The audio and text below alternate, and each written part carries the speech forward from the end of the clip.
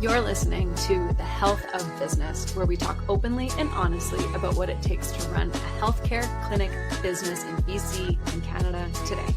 I'm Danielle Boyd, and I'm glad you're here. Before we get into this week's episode, I have something exciting to share. My new course, The Business of Physio 101, is officially open for registration, and early bird pricing is on until January 15th, 2026. If you are a new grad stepping into private practice, this is the course I wish existed when I started my career. We cover contracts, clinic business operations, pay structures, employee versus independent contractor models, sustainable caseload building, and everything about the business of physio that we were never taught in school. If you want to feel confident, informed, and protected as you move into your career, head to danielleboyd.ca/courses to learn more about the business of Physio 101. Now, let's dive into the episode.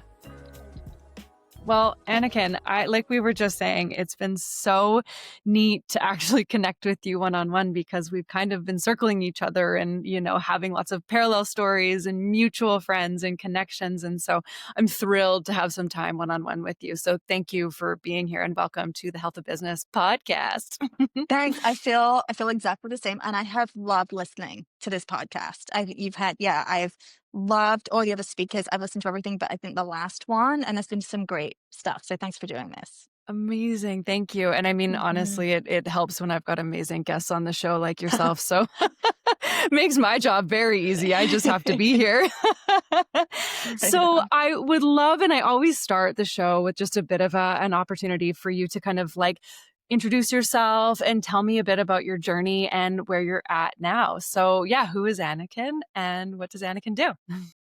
Okay, who's Anniken? Well, you could do short story. My mom's a physio, my dad's an entrepreneur. That's Merge that, yes. Yep. But yeah, I grew up in England, trained as a physio there, and worked in the health service for a couple of years. And I think on reflection, more and more of the things that I develop and build in my clinic are very much based on the values and experience of the NHS. But anyway, maybe more to come. I moved over here for a boy and fun and adventure, mid-20s. And yeah, started working in Burnaby General Public Health and private practice here. Huge culture shift.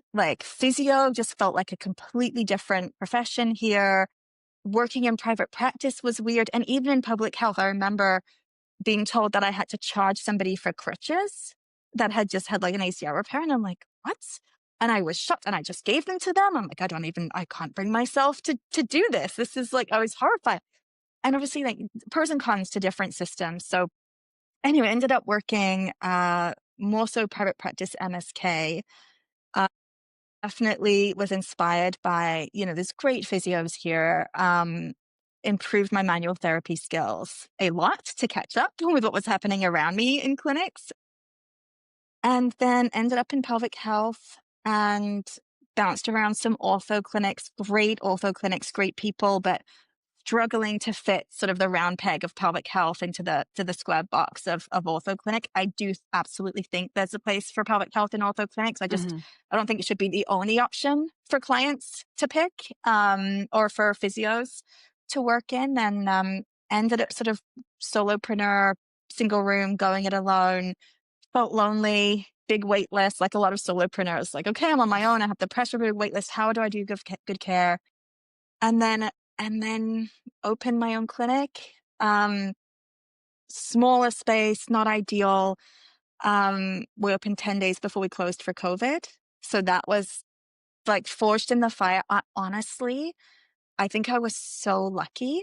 With how that worked out. I think the sort of lockdown, I think a lot of people did a job shuffle and sort of that sort of enforced step away from clinics that they were maybe stuck in a rut or loyal to, and it changed things. And I actually got a lot of hires out of that and opening back up. And then 5 years later, we built a great leadership team. And then we just relocated to a space double the size, beautiful space, really purpose built with everything that I learned I needed along the way from the last 5 years. And so far, things are going great. Amazing. So, Well, it is yeah. so funny, actually. I don't even think I mentioned this to you before, but the episode will have been out by the time this comes. But I actually just interviewed Meg from Articulate Design this morning.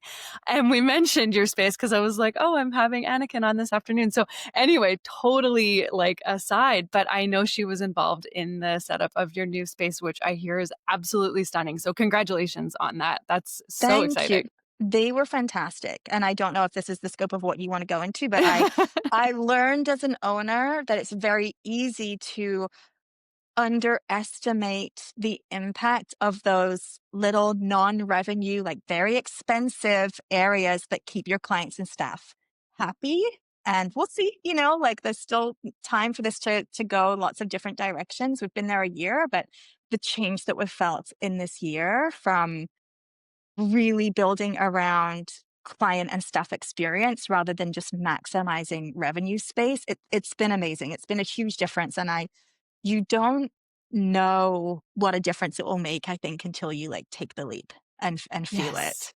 Yeah. Yes. Oh my gosh. And that like, yeah, and after talking to her and talking about the experience side of it, it's so important. So I mean, yeah, I'm sure we could dive into that on a super deep dive and I am curious to learn more about it. So yeah, I mean, there's so many things to unpack, especially after moving space. I'm sure that was a really insightful process to change and to expand and to grow from there. But one of the questions I have for you, because I absolutely just love the name, the Cheerful Pelvis. How did you come up with that? Where did you draw from that? Yeah, like tell me the story of this beautiful, awesome name. So, I really wanted it to be gender neutral, and there's a lot of kind of, like, mama vibes type stuff, women's health type stuff. So I really want it to be gender neutral, and I really wanted it to have an emotion in it Mm, because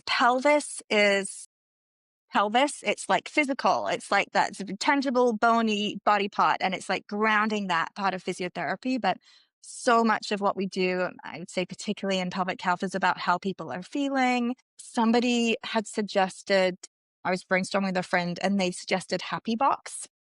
And I was like, oh, I love that. But I no, do. that, that evolved to the cheerful pelvis. Yes. And for me, I like to bring, like, a little bit of, like, irreverence and just, like, pelvic health can be, like, sticky, and there's, like, so Yeah. much trauma, and there's so much legacies of just so much ick, that you have to wade through. Lack of research, shame, like, all of this stuff, and, yeah, like, I wanted to have something that's, like, it doesn't have to be like that, it can be fun. Right? It can be fun and not just fun, but like that, not just happy, but like cheerful, Like, yeah, Mhm. Like, it can be a pleasant experience. It doesn't yeah, have to be this, like, scary, because it's a very intimate area to be working with. So, yeah, I yeah, love it. I love that it kind of brings, like, an effervescence to it almost. yeah. I've always wanted to share that with you because I love it. It's so fun. Thank you. I love it too. And I love, like, I mean, and I didn't want it to be my name, which is Mhm. because that's what I was before. And I think there's lots Right. of, lots of people want to dissociate from their personal name as they're building their businesses. Mhm. I think that's pretty common. But I, yeah, the emotion side, I just I went through a phase. It's like it's taking me back now. I did when I first got into pelvic health. There's so many emotions that you're dealing with that you don't have the skill to deal with. You have what inherent natural communication and support skills that you have as a person, but I did therapy training, somatic therapy training. I'm not a therapist, but I did that to help me get better in my physio role and get confident, still within the scope of physio, but just all of these skills that I can use within our scope to help navigate the emotional complexity. And I went through a stage, and it's not that it's not there now, but went through a stage of being like really passionate about sort of bridging the gap and bringing emotion into physio, which it is in certain other corners of the world more so than it is here. And so that was partly why too. Like I want Mhm. a feeling in there, because we Yeah. can be feelers as we're movers and physios and too, right?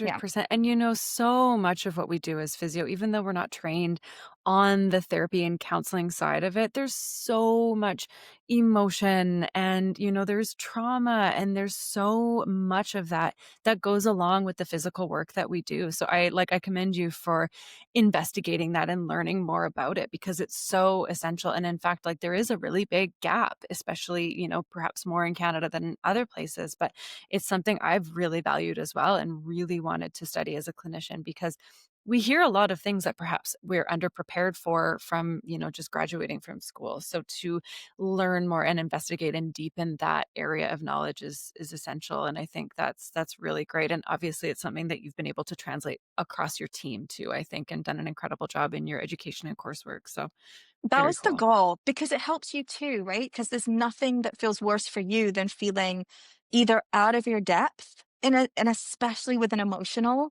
this being out of your Mhm. depth clinically, but being out of your depth when there's trauma and such complexity that's hitting your like emotional sense of responsibility for them and taking it home. And I just fast track to burnout, I think. And so I think there's learning those skills or the soft skills that people talk about to make you a better physio. But I think they can also just make physio, if you're most skilled in that area, a more sustainable profession for you, depending on the demographics of people that you see, if you need that. Yeah. So, And that's so interesting because, burnout is rampant, right? And I've experienced it as a clinician as well. And if I were to be completely honest, I don't think it's like the pace and the amount of people that drives the burnout, it's the heaviness of it. And I do think that as you're a better clinician and as you're, like someone who listens and is taking on a lot of that, it is so important to study this and to, practice good, maybe I'm not quite sure what the right word would be, but just to practice good, like hygiene around the emotional mental health for it as a clinician to preserve that longevity. So I think that's huge and something that I know that you've integrated and you've coached a lot of other physios on. So I'm curious, like, what are some of the strategies that you often include or advise clinicians or your team around for managing and preventing burnout in especially such a heavy area of practice? oh, um, okay. I think one thing that's really helpful is naming the things that burn people out because there's common themes that really impact most clinicians and everyone can relate to that not many people talk about. So it's like, is it clients getting dependent on you and being really passive, and then the relationship that with them gets all kind of like blah and sluggish, and then you start resenting them and you've gone down this path and now you're finding it hard to course correct? Or is it the person that's demanding that you're doing something that you know isn't clinically right, and do you have the skills to have like the difficult conversation with them? Is it when you have emotionally heavy people, like you said, do you have the skills to help them without sort of overly investing or taking on over responsibility? I think it's this like some, and then there's some values based stuff, which is like, let's say this is not the case for me, but let's say that if a really strong value for me was accountability, and then if I have clients that don't do the exercises that they think they're going to do, I might have a really hard time with that. And it might just be a clash of whereas what my value would more so be would be like flexibility and like problem solving. So Mm, I don't care if somebody is late. I don't care if somebody doesn't do what they say they're going to do. I care about like being in relationship and trying to fix mm, that. So it's not right or wrong, but I think the starting point of when I work with people is just like naming these common things that become relational issues with clients, because mostly it's that relational stuff that then gets heavy for us. And I think there's a piece where you can just name, this is who I am. This is how I like to treat. These are what my values are. These are the clients that's my blueprint. These are the clients that I really do well with. Great. How do we lean into that? Right. And then also, these are the type of clients that are harder for me. How do I strategize around that for better outcomes, but also to prop myself up? So then once we kind of like mapped out, like these are common themes and these are common themes for myself, um, basic strategies like nervous system regulation, how to have difficult conversations, looking at perspectives around responsibility are key things, like like boundaries, perspective on, naming the sort of patriarchal type education we've had and like the legacy of patriarchal healthcare and how that impacts our identity as physios. And are we trying to fix them, or are we trying to help them fix themselves? Are we trying to fix, and like with what clients is what appropriate with? And then I think the other key thing is knowing your coping strategies. When do I get triggered when a client's there? And what are my coping strategies? So a classic example I might give is somebody comes in and says they had more pain. So I get triggered because I'm like making up a story about what they think that means about me. And then my Yes. coping strategy might be, I'm going to dive into over educating this person about pain and what I think happened, when actually I've taken, and that's just a coping strategy, right? And people have different coping strategies. So that would be one of mine. And I think if you can name, okay, am I doing that because my lid's on, like I can reason, my full brain is switched on, I'm present in the room and I'm educating from that space? Or did I get triggered and I'm trying to do this so I feel better and it's nothing to do with what the patient needs? And just sort of learning your coping strategies and then having some strategies to sort of course correct and Yeah. maybe ask, okay, so you're in more pain. How are you? What is the story around that? How are you feeling? Do you think we're on the Yeah. right path? Do you want to do a check-in? Are you feeling upset for any doubts around physio? Tell me, you tell me. Right. Yeah. So does that answer your question? I think it's like Oh my mapping out gosh. all the common stuff and then getting some just real practical in the treatment room strategies for doing something different once you notice then that something's coming up for you. Oh my gosh, that was brilliant. And I think like the big point you made here is really knowing oneself, right? We have a duty and responsibility to our patients really to know, yeah, what triggers us, what works well, what doesn't work well, and really do a deep dive on who I am as a person and what my nervous system does and how it behaves and what is, good and what is more helpful and less helpful in certain situations. And yeah, what's more grounding in the moment and what are my coping strategies because you're absolutely right. We become so patient focused or so client focused that we're not thinking about how we're responding to that. And, I'm totally an overfunctioner. So if I'm triggered, that would totally be my approach. I would just start, okay, well, let me do 3 times as much therapy to try to fix the problem because I will have blamed myself for not fixing that, Yeah. right? And it's like, Yeah. knowing that and then being able to catch it in the moment and then ground it and move through it and find strategies like, wow. Yeah, that's the dream. And it can happen. It's a muscle that you have to work, right? It's like starts with awareness, then you just practice. I think it's really important to know that you're not going to win every time. There's always going to be moments and people that you're going to find really challenging. And the more that you do this, I think you build that self-compassion of just like, okay, how do I deal with this professionally? Do I have the capability to really treat this person? And I can just like get over this and get over that and use these strategies. Or, I mean, we have a very team-based approach. It's like, oh, do I send them to someone else and be like, I think you're a Mhm. great fit for this person. Let's like set everyone up to win with this, client Well, included. Right? and I know you have something super unique for when you take new patients in. You have a matching tool.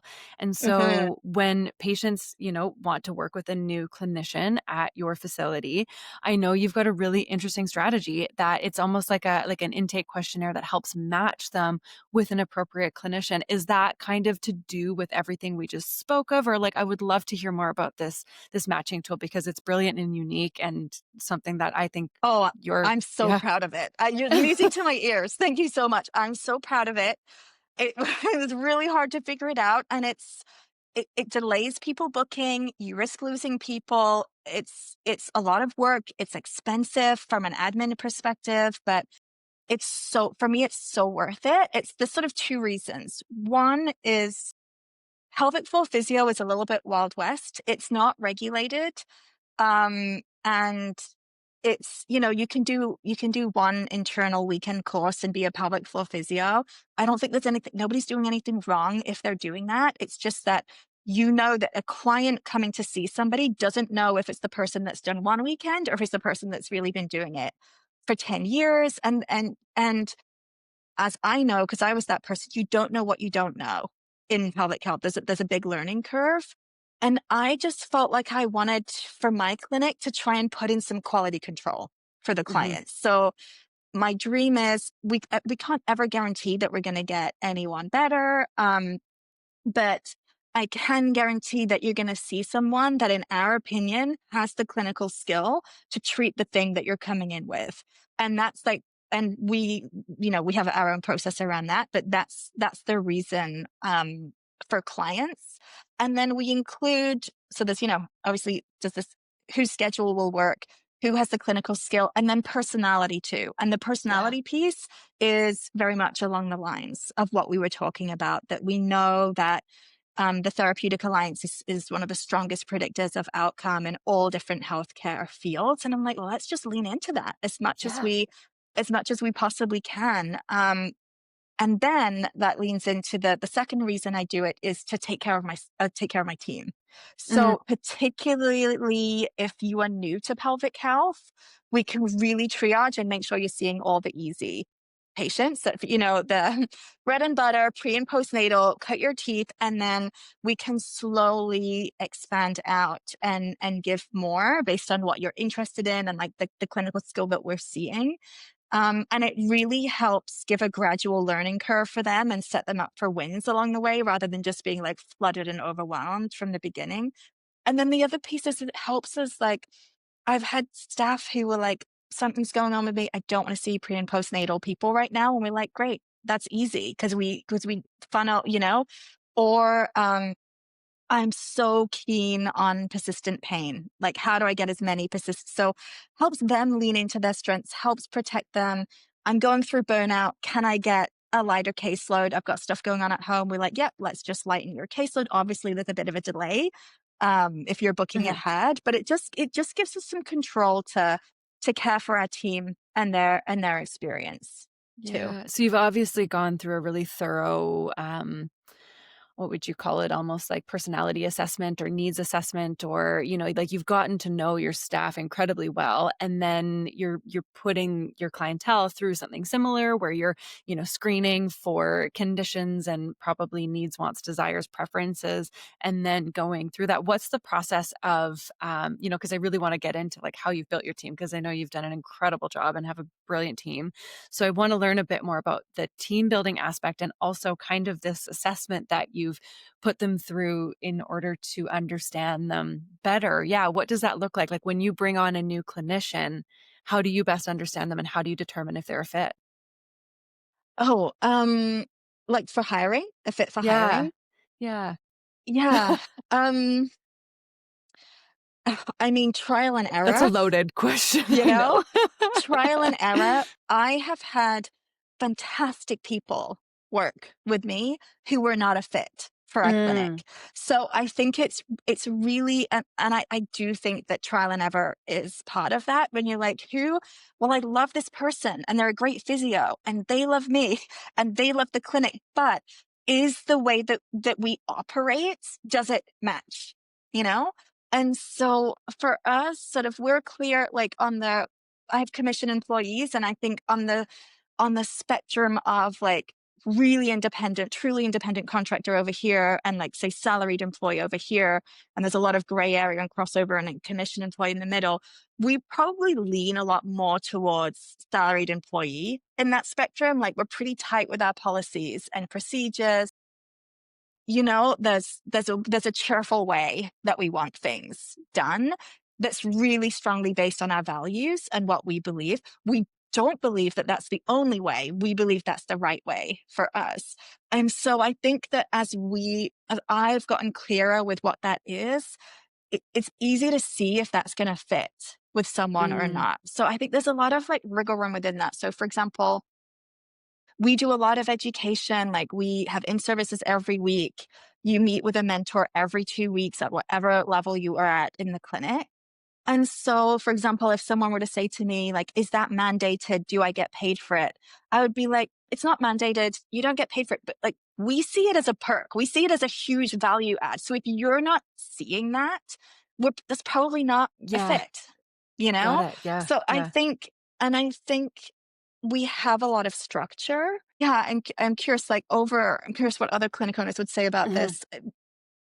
What the pattern that I've gone down in leadership is if something comes up as a problem or a recurrent problem, I'm like, let's write a policy around it and get clarity, Yes. you know? Yes. And Yes. then it's okay. Somebody may or may not like it. It may or may not be a fit. But the more that we figured that out, it just reduces the chance of like sticky HR stuff down the line. And as I've gone, and then because of all the learning that we've done, and like we have such comprehensive policies and procedures that are very built on quality of care for staff, for clients and team well-being, it's like if somebody really doesn't like those or it doesn't make sense to them, you can see that they won't be a fit because they're so values based, if that makes sense. And Right. I think this people can have the same values and interpret what that means operationally in different ways too. Yeah, So totally. yeah, I don't know if that answers your question. I Yeah. think, yeah, there's obviously certain personality types that you can, I'm like, Yes. this type of personality, just that, like, if somebody wants to be super autonomous and autonomous with their schedule and autonomous with their clients, and they might struggle to conform to our policies. And then it's like that, great. You might do it all great, but if it's not our way, do it great Exactly. somewhere where we're not like grading, you know? Exactly. No, I think you nailed Yeah. it because, yeah, just because someone is an excellent clinician, great person, doesn't necessarily mean they're going to be a great fit at the clinic because the way it operates is such that it has to, meet these conditions and policies. And yeah, I think that's a great description. And I really, the big like thing I can pull out here is you're very clear. You're very clear on what the goal is and what the clientele that you work with, what the mechanics of that are. Like you've clearly done a lot of work and gained a lot of clarity and have a really strong structure. And so now it's about finding people who want to work within that because there's a purpose and a value and a goal and clarity within what the structure of the clinic looks like. And now you can be ultra clear on who is a fit and who is not a fit. Yeah, it's true, and it's like I couldn't have done that at the beginning, right? At the beginning, you're just like, I just need to recruit. I'm just trying to sell, and these are my values, and it's Yeah. just a bit like in the sky, you know. Yes.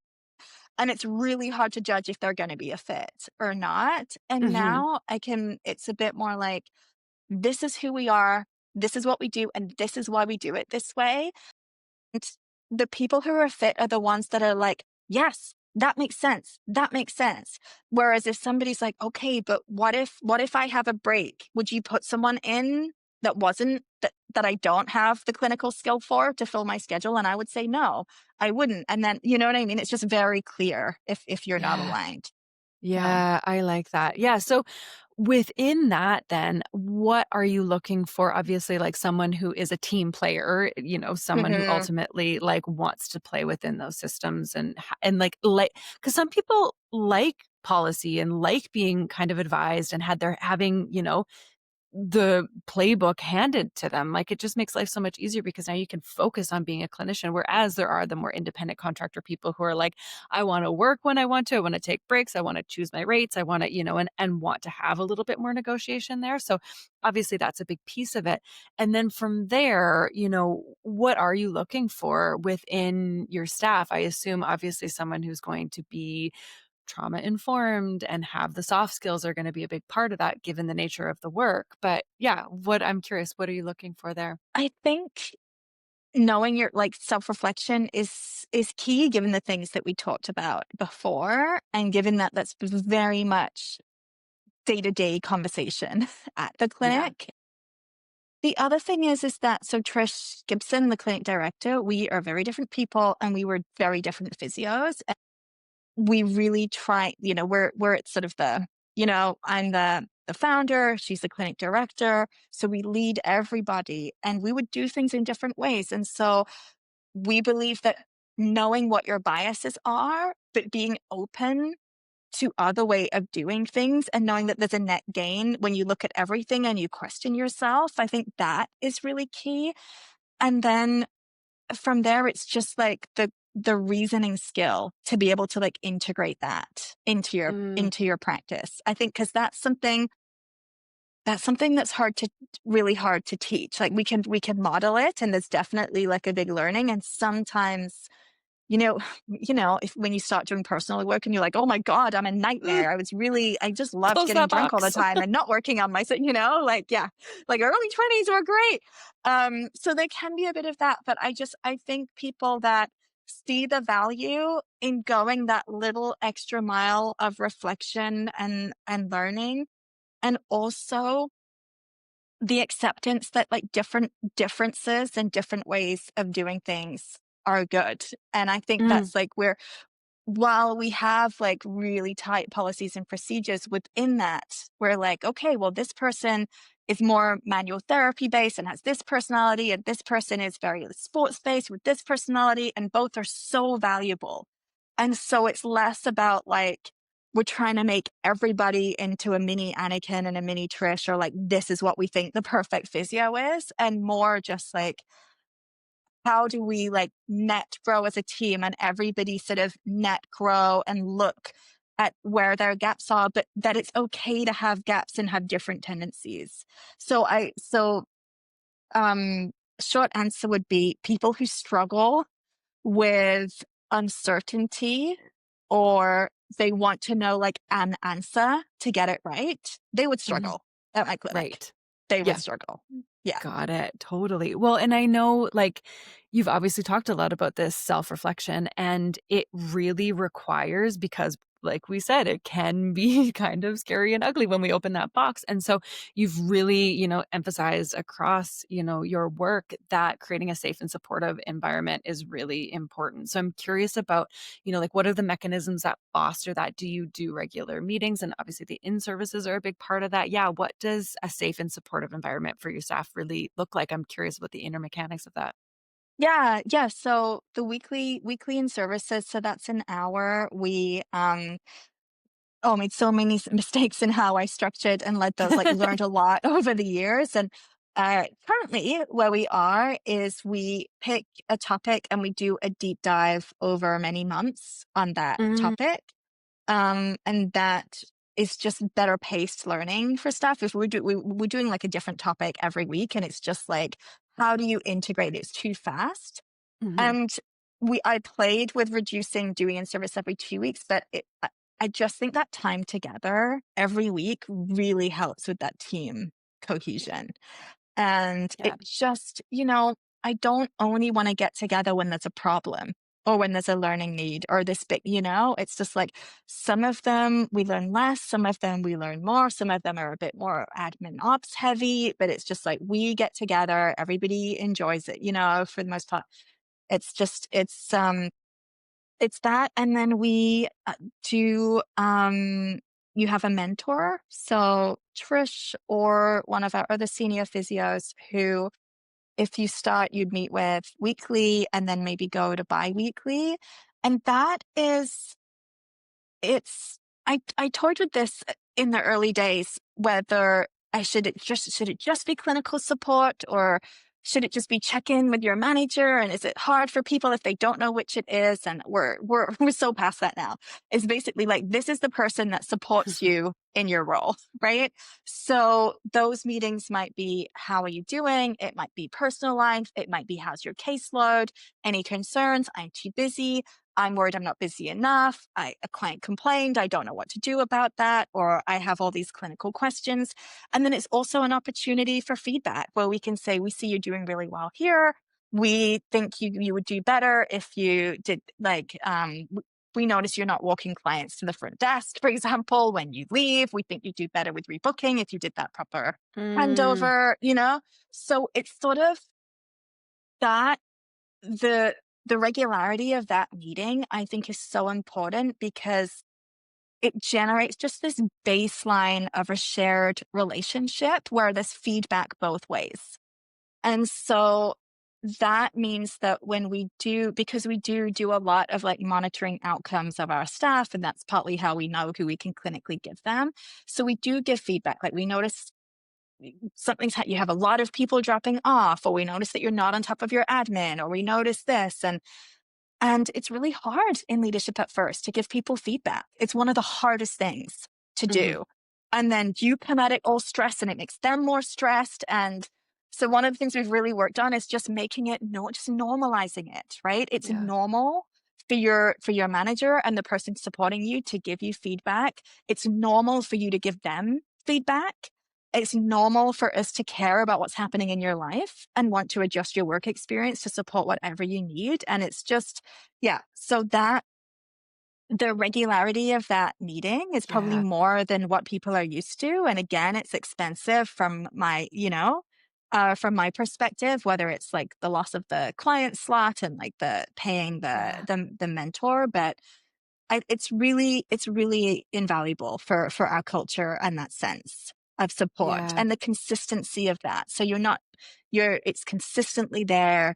You're constantly pouring water in. You're not just trying to plug a hole when you see that something's happening.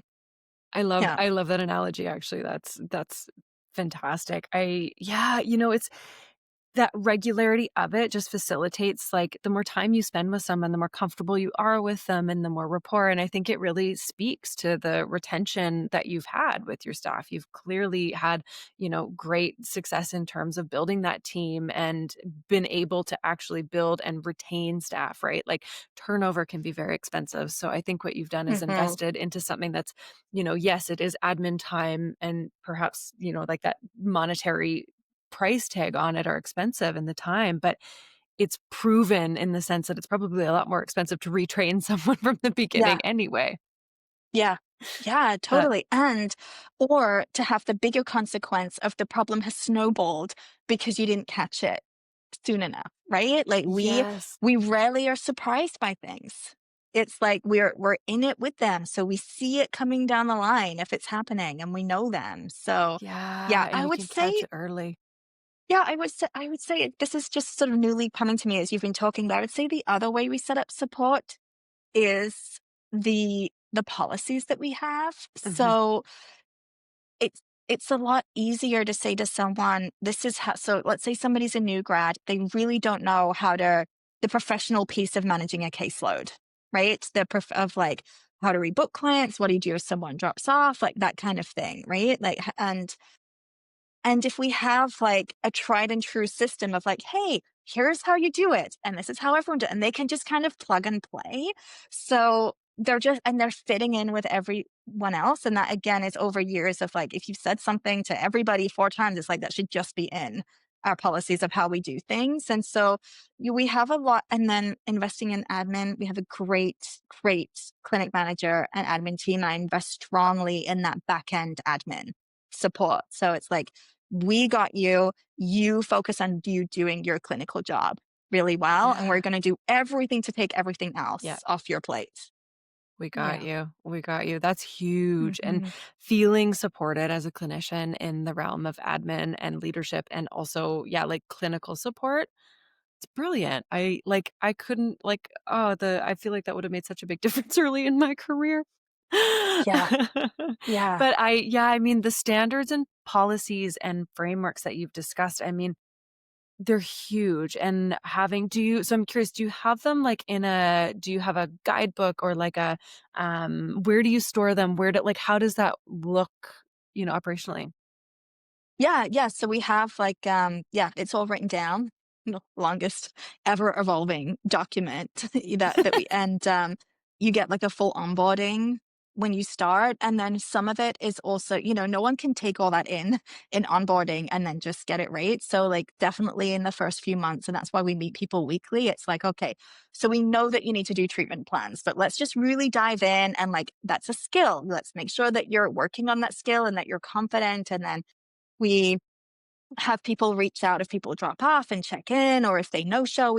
So it's like helping people apply that and have it feel authentic to them. So it's not like for example, with drop off emails or no show emails, we might have some examples of scripts that they can use, but then you want it, that we want it in their voice. We want it to be what they feel feels right for that client, because it's not cookie cutter. That's the whole point of the matching process, right? Like they Hmm. know that client, and then leaning into their own way of doing it, which we see as they get more experience and more confident, they more and more lean into that and have their own autonomy around that, which is Mm, really nice to see, because that's the yeah. diversity that I want in the team. And that will serve, a broader range of clients coming in if we get the matching right.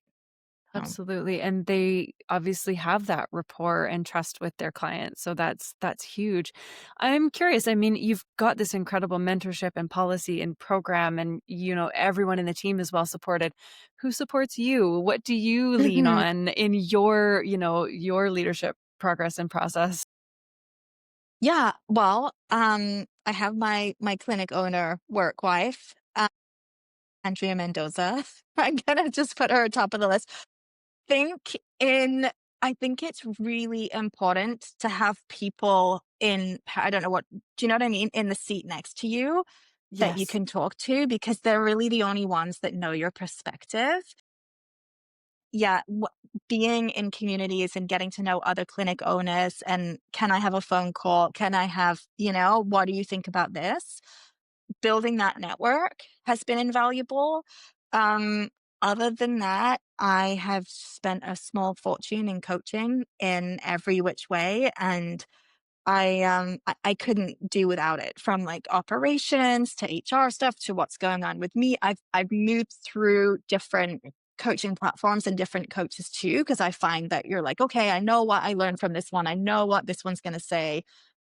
Now, where am I headed? Now, do I want some that's more this based or marketing based or something? Um, Right. Yeah. and that, I'm a lifelong learner. I love doing that. Yeah, but I think building your peer network and then spending the money on coaching, Yeah. and you need that support. You really do. Absolutely. Absolutely, and I mean, yes, I like Andrea, I think she's amazing, yes. Yeah, yeah, On my bench as well, and I yeah, definitely, I think it's really cool, I think it's really special, and, I mean, you and Andrea both have built, I mean, obviously in different specialties and different niches, but, have built really strong policy-based, employee-based clinics, and so have lots of similarities there and lots of experience to share, and so that's like, yeah, she's a great a great yeah, work wife. yeah. Because as with everything, you have to find your people. Like I've been in clinic owner communities that I learned a lot, but it was maybe not my values. I had to do so much filtering. There's definitely other clinic owners out there who might be great, but their philosophy and the way they run their clinic is so different to mine. And so I think it's finding people that align enough so you can really be having the same conversation with them and they really understand where you're coming from, but are going to challenge you in what you think, bring your perspectives, because we're all just figuring it out as we go. We're all Yeah. figuring it out through trial and error, mistakes, so yeah, finding your people, and being okay if some people aren't your people, and if you're doing it different to some other clinic owners or the way that things have generally been done in the Yeah. past. Yeah. Exactly. Well, and I know you've referred to it as the Wild West of, I mean, clinic ownership in general is the Wild West, but specifically in pelvic health, yeah, like there's not, I mean, until next year, we really don't even have legislation around it, specifically around pelvic. And so, yeah, like having to figure that out and create policies and create leadership and be thoughtful and really, intentional and client based too around something that is really, delicate in some aspects is huge. So, I it's it's a really, like, trial and error process, absolutely, and obviously you've done a really good job of figuring out when that trial and error has become repeatable, and you've been able Yeah. to document that, and I think that's huge, and I know that's something that Andrea has also spoken to as well. So, um, and I'm curious now a little bit about, yeah, like, how you landed on having a, like you talked about the commissioned employee and the different ranges of the structure, like the compensation structure of your clinic. I'm curious on how you landed on that, why it's important to you to have that model, and how it has evolved since you opened the clinic.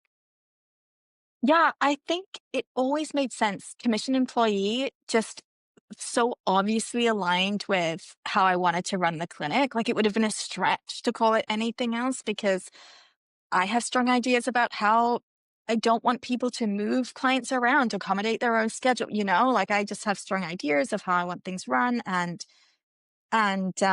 yeah, I think it would have just been hard to call it contractor. And then within that, were you asking me about sort of the compensation model in general, what that looks like within that? Yeah, exactly. Like, Yeah. I mean, obviously there is this, like, you have a very cohesive unit. So having employee models is very obvious. And I'm curious how it has evolved and how you landed on specifically like commissioned employee. And if you've tried any other, like hourly or salary, or like, have you dabbled in Yeah. any of the other ones? Yeah. Yeah. I think that's a because of the way we run the clinic is so leans towards employee based, we can have this struggle. Sometimes it's like how to get perfectly, which is never going to be perfect, but the goal is to be as aligned as possible with your team around perspective, around responsibility. Like what is the clinic responsible for? What are they responsible for? And sometimes when there's been leanings of the team that are so much more towards what I think the expectation of a salaried employee would be. Mm, And mm, then I've been like, well, we could do that. But to me, that's salaried employee. So we could make you salaried employee, but then we would have to drop your income because you're not taking any risk. And then nobody wants that. So then we've like come back, So yeah. Yeah. we've toyed with it. I think I've only really thrown that out to the team as a whole once. I so I think we've probably over time since we probably started more towards more autonomy and commission stuff. And then as we've gone over and like tightened policies, it's just like clear that it's a bit more. And now we have like benefits and we have just such more Yeah. of the employee Yeah. model. I think that I do think that I attract the type of person that wants that security and that like clear sort of like hold of their workspace. Um, and in terms of sort of the compensation, so we have a tiered, we have like physio and then we have senior physio. Mm-hmm. So the senior physio is still evolving. We just have less kind of reps on that. But junior physio, we have like a spread of compensation, like a 10% spread, and they get each percentage point is matched with a type of clinical, patient or problem that they see. And when they've proven competency with it, then they get the associated compensation. So my model is very, very clinical outcome based, not it's not based on your education, your courses, your experience, what you think you're worth. It's based on what I can see with you and your clients. And so that also cleans up value. Like if people don't think that that makes sense, again, they're probably not, right for the clinic. So yeah, so that's how and the reason I think that works for me is because we're so focused on client outcomes. Like Mm, I work with other clinic owners too. And I think one of the problems that can come up between staff and owners is one, if you've made an agreement, but you have a different perspective on what that agreement is, and there isn't clarity or there isn't enough like clarity in policy so that you're speaking the same language. And the other thing is just I think physios, particularly the type of physios that would be drawn to working with me, like their value set is around client care. So they need to understand how the policies impact client care. And they're going mm, to be much more sensitive to I think this policy is for you as the boss or for you as the clinic. Do you know what I mean? To make your life easier or to make you more money, or do you know what I mean? Like that, there's this sort of the thing you always have to fight as the boss, like Yes. that perspective. Yes. And for my compensation model and the contract and all of that stuff, everything I can run through, this is why this is better for clients. And that is what now has made that sort of cohesive team. And I think that sort of less and less issues that we're having, and having like policies land well with people, because there's a deep why that we can really stand behind. And so even if they don't like it, even if they're like, I really don't want to send drop off emails and I'm trying to be boundaried around my admin time, I'm like, I totally get that. And but this policy doesn't move for this reason. And they get it and they'll do it. So Yeah. yeah, I may have strayed from your question, No, but I love that, because the big thing I'm picking up is not only is it client-centered care, it's client-centered policies and structure within the business. Everything boils down to client outcomes. I'm curious, what are you measuring? Like when you talk about those percentage points, what are some of the outcomes that you're measuring? so we track all of our discharges. And so they need to fill out like a discharge Google form when they discharge somebody. Yeah, And we will track what sort of category they're in. So are they pre and postnatal? Are they prolapse? Or what's like the biggest piece? If they're multiple, they right. just pick, the biggest piece. And then when we teach like a client journey, and there's 4 stages on the journey. So it starts with foundation and it ends with independence. And independence would be goals met, can self-manage. It doesn't mean they're symptom-free necessarily, but like goals met, can self-manage, doing everything they want to do, knows when to come back.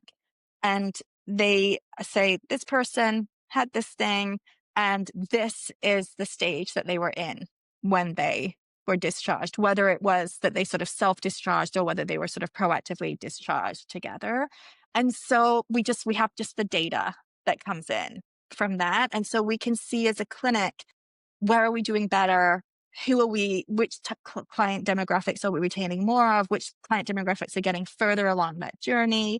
And then that's what really sparks the deep dives in services, because it's like, okay, and it's all, like it wouldn't pass any stats test. There's a lot of inference. There's a lot of subjectivity. We're always running through and we're like, well, the data says this, but actually we also know this about this person. So, but it's something to start with. And so in terms of the compensation model and those percentage points, we sort of see it in that data. Trish will do a chart audit and be like, yeah, I see that they're getting like multiple people in, not everybody. Of course, you're not going to get everybody, but like multiple people through to that stage of independence. And then they will have earned that, that, um, that pay raise.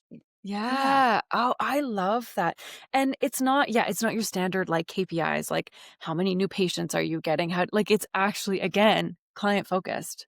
How Yeah. much success did they see through their treatment? Yeah.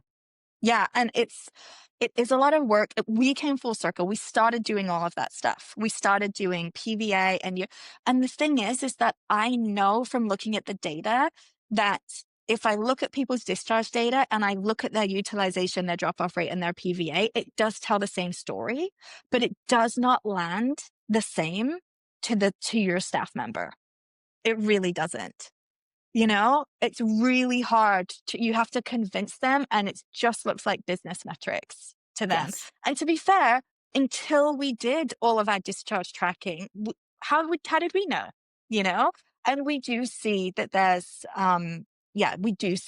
a correlation between these things, and all of the numbers are valuable, but we tend to use the client facing metrics to talk to the team about their caseload and any improvement that's needed. And also we can look across like, okay, well, who's a similar physio, similar experience, seeing a similar demographic. We can like compare like for like with outcomes. And over the years, we've gotten a sense of what to expect from people. Because when we started, it's like Trish and I had been physios forever and pelvic floor physios forever, like 10 years when we started this already. So it's like, how do you know what to expect from a new grad?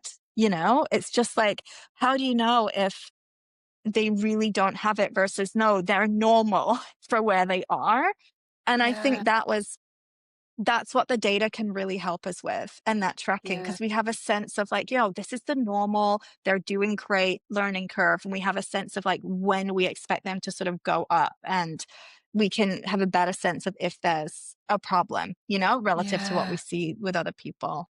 And it gives you language to speak with your clinicians in, really. Like it's not like the business language is kind of unique to the leadership team. And so using the actual clinical outcomes and yes, speaking from that client-centered approach gives you language to speak with your clinicians in and in a language that they understand and, can connect with you on. I think that's amazing. And you're really doing something unique here. I can't think of any other clinics that I'm aware of that are doing, such a high level of detail and data collection to help them formulate this. This is all so incredibly thoughtful, like right from the intake all the way to the discharge, and then how you've created policies in the middle around it. It's really a beautiful, like you've thought of it through the whole client experience. Yeah, it is a lot of work.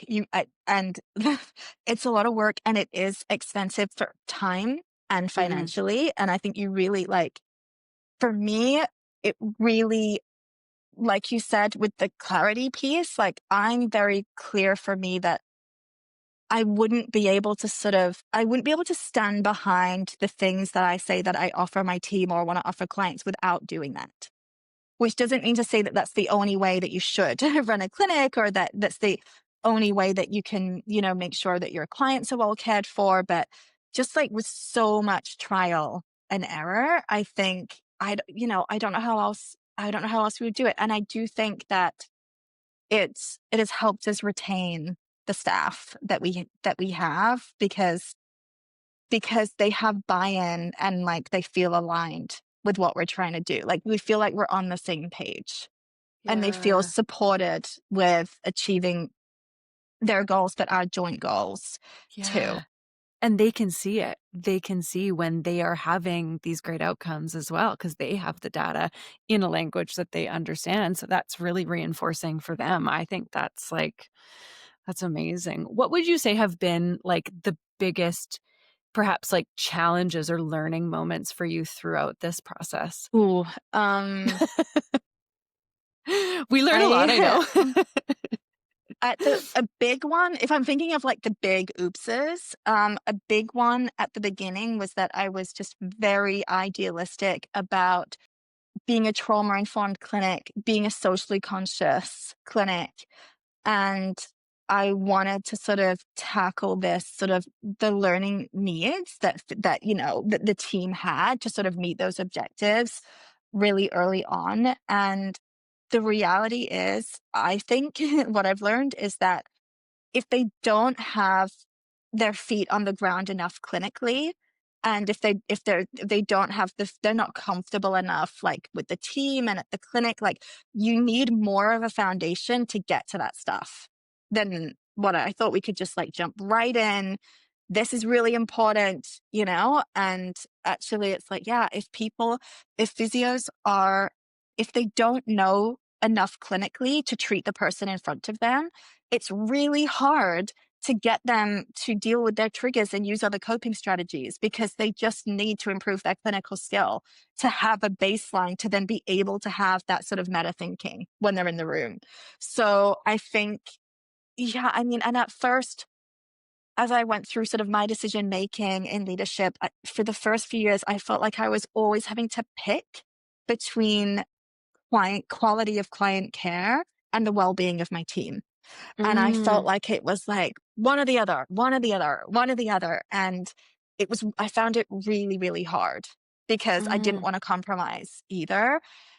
And I don't know if this is my perspective that's changed, or the experience, or just because maybe the way that we're functioning now supports both, but it's very clear that they are one and the same, like the well-being of the staff directly, and which I knew, which I knew theoretically, but sometimes when you're in these little decisions, it's like I feel like I have to pick. And yeah, I think that's been one of the biggest learnings, which is yes, I want things done and I have a high standard and this is how I want it done, but that staff member has to go at their own comfortable place and they will get there.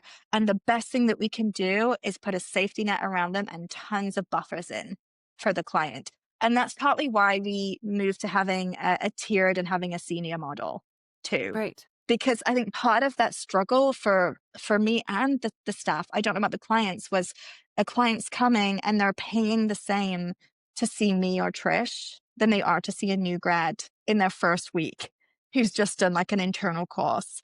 And the staff reported feeling a lot of pressure from that, Yeah. and that Oh, level of pressure was undermining their ability to be present with the client, undermining their ability to critically think because they just couldn't get past that overwhelm of pressure. And so and then also, so what I was doing at first was just trying to like push them up to be as good as me and Tris, like as quickly as possible. And I'm like, that's not going to solve that problem, right? yeah. That's going to make them Yeah. worse. That's going to make their client care worse. And so one of the reasons we went to like a tiered system was to name that. And it goes along with my sort of values of being really transparent with our clients of who we are and how we work, which is that, yeah, we match you, and if we feel like you need somebody with more experience, we're going to suggest a senior.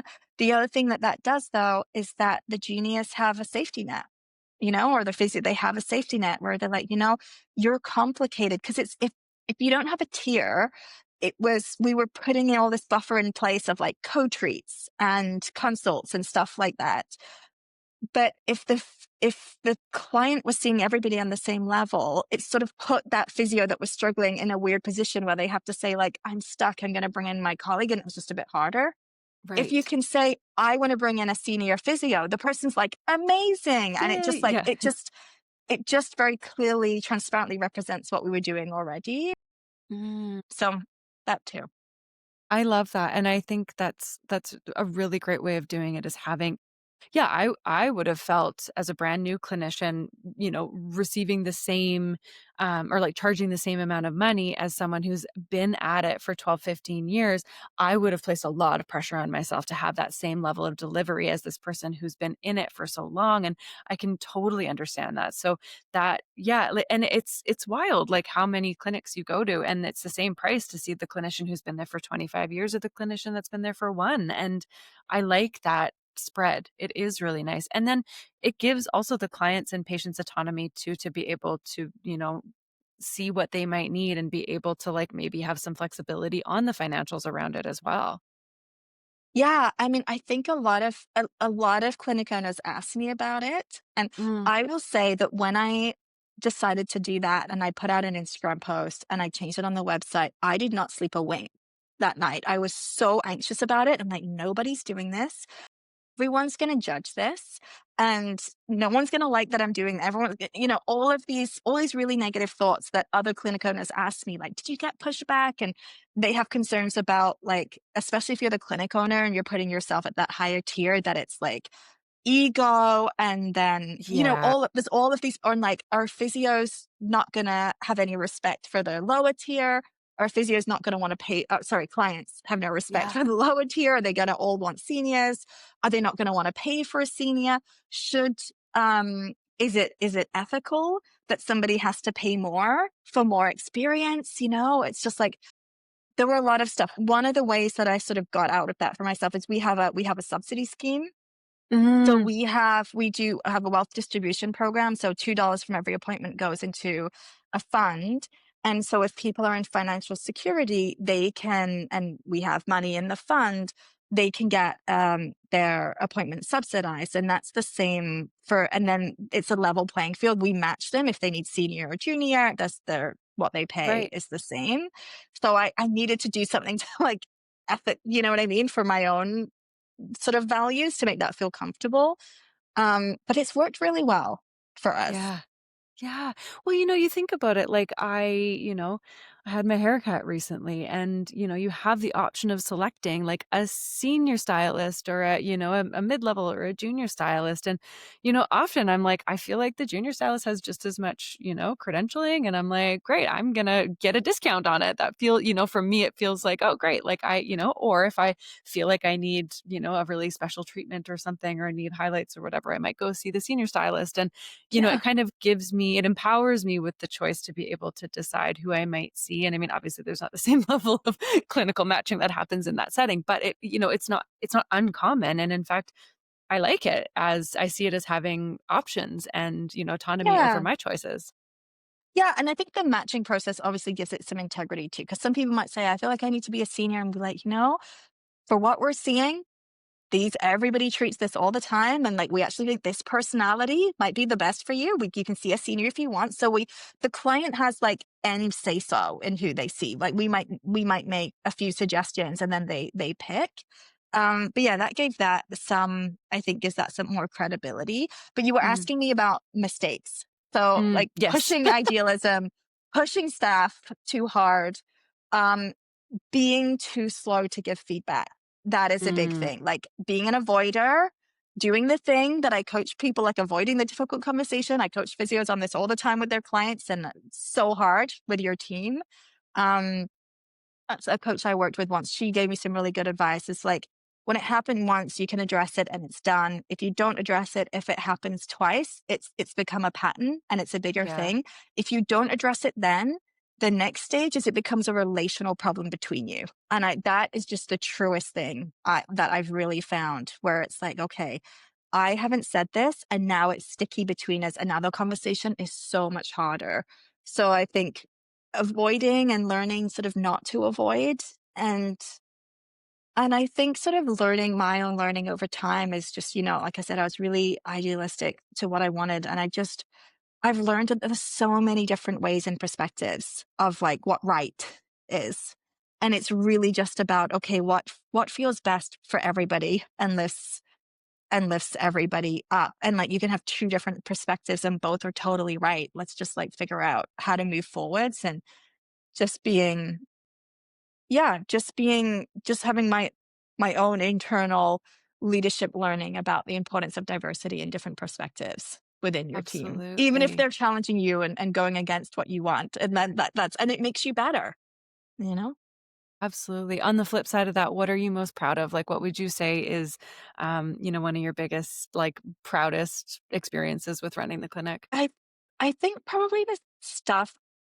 Yeah, two things come to mind. I think the operations that we've touched on, and like really spending the time to figure that out and feel that I have a machine that just is built to just lift up the clients and lift up the staff, and that I see that happening and working. I'm so proud of that. I'm also really, really proud of the people that have worked with me for a long time and have grown within the company and have their, quote them like dream jobs now. It's just, yeah, that's That's really, cool. that's such a nice feeling. And yeah, in terms of the little things, sometimes, this is probably different for me because I'm not in the clinic, I'm not treating, and I'm not in the clinic day in, day Mhm. out, because I live, remote to where the clinic is.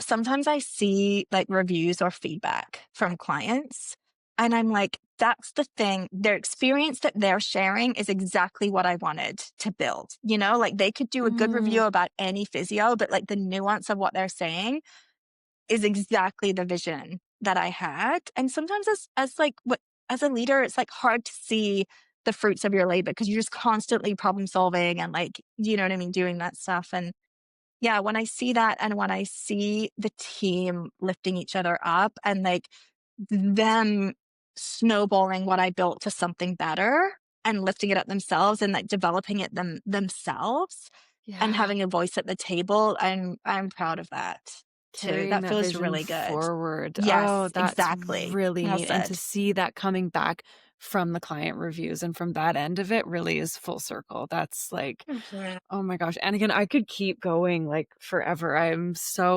just really like in awe of what you built. I think this is really special. I am curious about like how you spend the majority of your time, because I know you work with other clinic owners and other clinicians. And is that primarily through the art of physio? How are you? I'm curious about this part of your life and the, coaching and mentorship portion that you offer other people.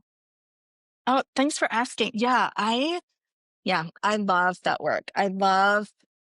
So I guess 2 things that I do, and it's a little bit, I mean, the art of I'm a year postpartum now. A lot of that has been on pause for the last Yeah. little while. I'm picking it Yeah. up again now, and I'm loving it, but 2 things. I help physios who are struggling with the sticky relational therapeutic alliance caseloady triggered in the treatment room stuff.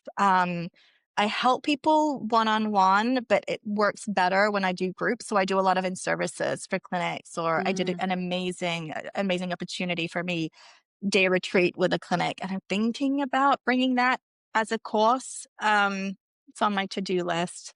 But yeah, getting physios together, naming the problems we're all having, and giving the strategies of the stuff we were talking about before. So yeah, so yeah. I do that one-on-one and in groups, a little bit ad hoc. And yeah, a little bit, it's just sort of organic. I think you build a reputation, and sometimes clinic owners reach out and be like, how do you do this? Or how do you do that? And I'm not the person that could help anyone build any type of clinic that they want, but I definitely like the areas that I understand well and have done well in. I love helping other clinic owners and managers, Mhm. build their skill set and their thinking around that. So I do that sort of coaching slash consulting sort of ad hoc on the side too. And it's really fun. It's Mhm. really fun, especially because I don't know about you, like, because I'm sort of, I mean, I know it's the dream of a lot of clinic owners. I sort of miss being part of my team. There's some Yeah. logistics that don't make that super possible right now. Just sort of stage of life. But because I'm leading all the time at the top, you're not in there doing it. And I Mhm. feel like when I get to sort of coach and consult with people on the side, I'm like in there, like doing work with someone. And it really fills that need that I have to sort of get my hands dirty and get in there. And yeah, I love it. Oh, I love it. Yeah, Mhm. it's that, like, integrated, I'm in it kind of work. Because 'Cause I'd imagine as a leader with your own team, it is hard to integrate yourself into the team because you are the leader and there is, kind of that role difference and, and as much as we wanna integrate and be a part of the team, there is kind of that differentiating, like, leadership team piece Yeah. that's hard to overcome, and I would assume just based on everything you've told me that you've probably done an excellent job of minimizing that. But yeah, I've done doing it so much work around that. That's why yeah. it's hard. It's hard both. It's you have to really acknowledge that you're the boss. And as much as you care about people and you might see yourself as being on their level, you're not on their level. And that's something that I've had to work hard. Like, I hated being called boss. I have a little keyring boss that an old staff member got me to like tease me about, but I was like, "Oh, don't call me boss." And I'm leaning into that more now. But yeah, it's an interesting thing where you kind of built the thing for yourself, but then you're not in it, Yeah, you know? In the same yeah, way that, like, I benefit from it greatly, but I don't benefit from it in the way that my staff yeah. do. And so, yeah, and going back to, like, finding your people and your network and being with the people that you're really, don't have a sense of responsibility for their mortgages or their well-being at work too, you know? Totally. Yeah, that's a Yeah, nice distinction because, yeah, there is that level of responsibility you feel towards your staff to provide for them, absolutely. Yeah, that's a really nice, like, alternative experience to be able to, engage in and offer to the community. So, oh my gosh, mm, I just have so many more questions, but I do wanna hear, so as we kind of wrap up here, I would love to hear, any for anyone who's considering opening a clinic and perhaps, like, more of a niche employee kind of style clinic, What advice would you give to anyone who, kind of wants to go on a similar venture? Obviously, your experience is in this niche specialty area with a very refined employee kind of setup. Anyone starting fresh, what would you tell them? I would say, knowing that this will change over time, get as clear as you can be on what you want your relationship to be between you and the staff member. Do Mm, you want to be, like, are you just providing a space and admin? Are you providing space and admin and a caseload? Are you providing space, admin, and caseload, clinical mentorship? And like what, just really clear on what you want that relationship to look like, and make sure, and also being clear on how you want the clinic to run. Do you want everyone to have flexibility and you just don't care when people take vacation, or do you really care about how a schedule is managed and that kind of thing? And as much as you can, get clear on that and just make a start on, this is like a one-page policies of this, or and making sure that the sort of your first iteration of your contract reflects that. And when you're recruiting, you're having clearer conversations about that, knowing that it will iterate over time. I think just as much as you can be clear on that, it helps you hire well. And I think one of the hardest things when you start is having that sense of hiring, like recruitment scarcity, and just putting bodies in, and then it's not a fit, and then it's so expensive. And so, first layer is get as clear as you can on what you're looking for. Second layer is, if they're not right, don't hire them. Third layer is, you will probably hire them anyway and learn the hard way, and that's okay. And it's just like every other clinic owner. But that's just, you're just joining the club, and it's okay. But that yes. would be my advice. Just be as clear as possible on what that sort of relationship expectations on both sides are. And it will just help you hire better, but also help minimize like sticky stuff to come between you and that potential employee down the road. I So, love that exercise because it's so easy to be like, "Oh, I don't care. I'll be flexible. I'm gonna be generous." And then when you actually sit with it and you're like, "Okay, in this exact scenario, I'm gonna have a clinician asked to take a month off. How do I actually feel? Oh, maybe not as good. Maybe I do need to like, I think that's a really great exercise to actually figure out what structure is necessary to put in place before you even, like, open the doors because, yeah, you can learn yeah, lessons the hard way. it's a great litmus test, because if what you're saying makes perfect sense to that person and they're like, well, obviously I'm going to give you notice if I take vacation, or if they're like, you want notice? You just kind of know, you're like, oh, okay. It gives you some data points to sort of get past your kind of either desperate need to hire or your immediate like instinct, which might be wrong sometimes. So, yeah. Absolutely. Absolutely, right? Mhm. So this last question I ask everyone who's on the show, and because the name of the show is The Health of Business, I'm curious, what is your definition of a healthy business? Oh, I think absolutely, like, the quality of the relationship between you and your team. I think if you have that foundational relationship and trust with them, you can navigate all the problems as a team. I think if you don't have that, you risk it becoming like us and them with leadership real quickly. And to me, with the business I've built, that has been everything. Yeah, the relationship with them. Yeah. It's beautiful. I love it. Anakin, how can people find your clinic? How can they work with you personally in terms of like coaching outside of the clinic? Yeah, how can people connect with you? Yeah, the clinic is the Cheerful Pelvis. So we're in East Van. It's cheerfulpelvis.com. I guess Instagram is probably what I'm mostly on, at Anniken Chadwick, or I can be, or my website, AnnikenChadwick.com, is a little out of date, but you can reach me through there, or AnnikenChadwick@gmail.com. Pretty easy. I have an easy, I have one name. Nobody else has my name, I don't think. So I'm kind of easy to find. Yeah. So if anyone wants to connect, I'd be really happy to. And I know you're doing a Amazing. lot of this stuff too. So I'm keen to connect with you too, because I think I only coach well in some areas, and I think there's some other areas that you I'm much stronger in and have more of an interest in and experience in. So I'm We all keen for us complement to each work together other. with that too. Exactly. Yes, Yeah. exactly. Yeah. Right. Well, thank you. Any last words before we say goodbye? Just thanks so much. It's been such a treat to talk about one of the things I love most in the Likewise. world. Thank you so much. Yeah. Likewise. Well, I mean, I could do this all day, so we can absolutely do a 2.0 and a 3.0, and I can't wait for that time. All right. Thank you so much, Danielle. Thanks, Anniken. That's it for this episode of The Health of Business. If you're navigating any of these challenges in your own clinic, know that you're not alone. If you're interested in working together on any of these challenges in your business, head to danielleboyd.ca to learn more about my consulting offerings and to get in touch. Catch you next time on The Health of Business.